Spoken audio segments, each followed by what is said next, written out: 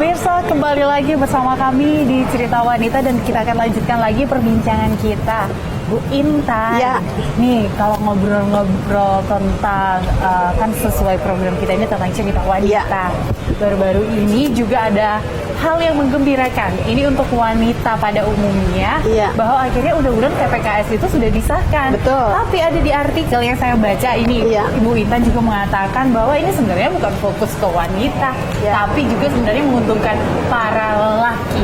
Nah, ini apa Bu sebenarnya yang diuntungkan pada laki-laki? Saya kebetulan diamanahkan oleh fraksi duduk di Panja RUU TPKS, tindak pidana kekerasan seksual. Tadi seperti Gas bilang, RUU TPKS sudah disahkan menjadi undang-undang.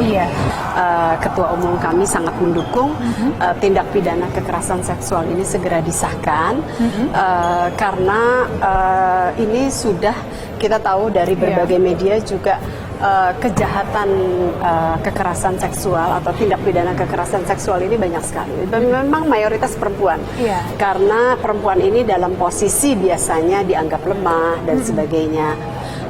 Walaupun sebetulnya banyak juga korbannya laki-laki.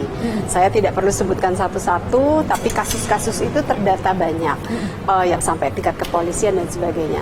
Dari berbagai pembahasan yang ada sehingga akhirnya disahkan menjadi undang-undang TPKS, undang-undang tindak pidana kekerasan seksual.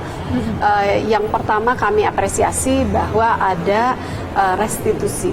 Jadi dana bagi korban, dari mulai si korban itu mereka mendapatkan kekerasan seksual sampai selesai, dan ini harus wajib dibebankan ke pelaku. Jika tidak cukup, baru kemudian negara hadir. Di sini kami dorong bahwa negara harus hadir gitu.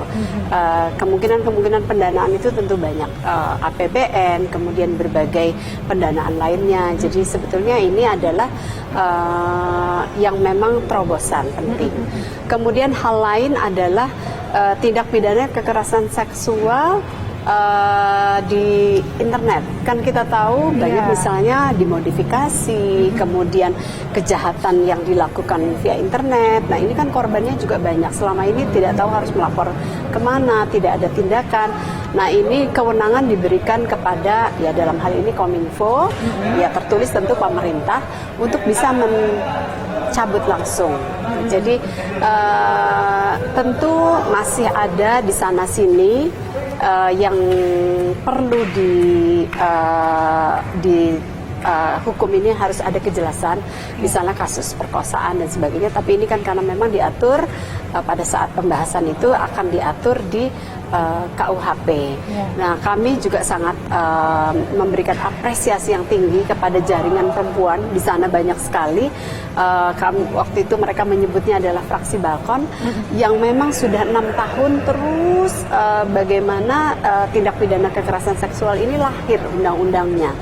Jadi memang seharusnya kami perempuan yang ada di legislatif, tentu juga tadi karena memang bukan hanya perempuan korbannya, laki-laki, yang memang kami bisa menelurkan kebijakan itu, tapi ditambah dorongan masyarakat, media, jaringan perempuan.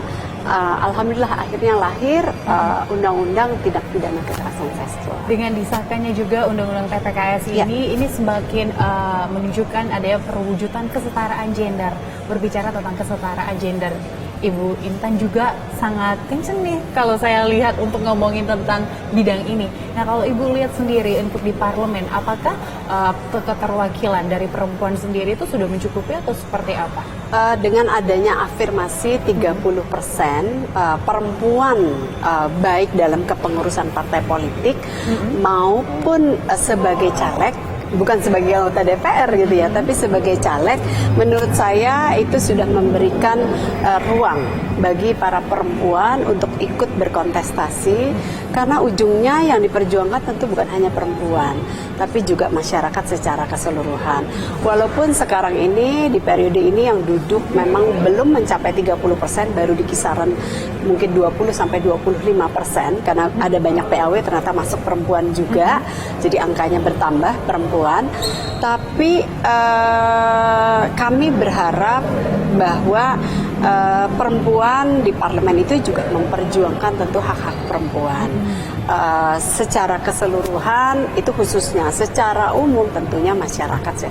Karena kita tahu perempuan itu di masyarakat kiprahnya banyak. Kita bicara misalnya dari tingkat terkecil saja, tingkat RT itu biasanya yang aktif di RT perempuan, menjadi PKK, penggerak PKK perempuan, kader posyandu perempuan, kader kegiatan apapun, jumantik dan sebagainya perempuan, sampai dengan ke tingkat parlemen. Eksekutif juga sekarang sudah mulai terbuka, banyak perempuan. BUMN mitra kami juga mensyaratkan 25% di pucuk pimpinan itu adalah perempuan, dan saya bersyukur bahwa Kementerian BUMN mendorong ini. Janjinya adalah 2023 tercapai 25% pucuk pimpinan perempuan. Karena apa? Dengan adanya hal seperti ini menunjukkan bahwa Indonesia memberi ruang yang besar bagi perempuan, dan perempuan itu mampu gitu. Karena dengan ketelitiannya, dengan justru perasaannya yang lebih halus dan sebagainya, dan kerja-kerjanya juga luar biasa. Artinya dalam menyusun undang-undang, kayak kami kemarin menyusun undang-undang sampai malam dan sebagainya, tuh perempuan yang hadir banyak gitu ya.